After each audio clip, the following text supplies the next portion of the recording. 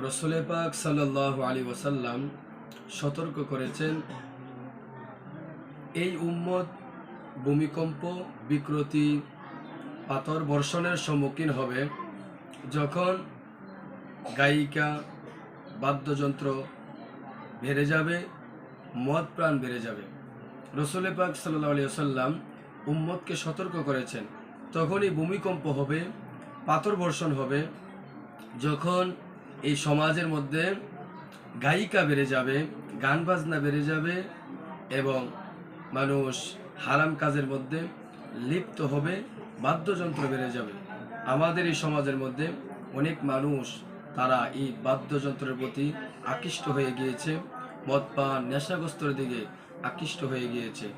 আসুন আমরা সবাই মুসলমান, আমাদের সকলকে এই হারাম কাজ থেকে বিরত থাকতে হবে এবং আমাদেরকে ইহদিনাস সিরাতাল মুস্তাকিম পথে চলতে হবে। আল্লাহ তাআলার হুকুম, রসুল পাক সাল্লাল্লাহু আলাইহি ওয়াসাল্লামের সুন্নত তরিকায় আমাদেরকে চলতে হবে। যেহেতু আমরা একদিন এই পৃথিবী ছেড়ে অন্ধকার কবরে চলে যেতে হবে, আসুন আমরা সকলে ইসলামের প্রতি চলি এবং আমরা নেক আমল নিয়ে যেন, ঈমান নিয়ে যেন কবরে যাইতে পারি। সকলে প্রতিশ্রুতি গ্রহণ করুন।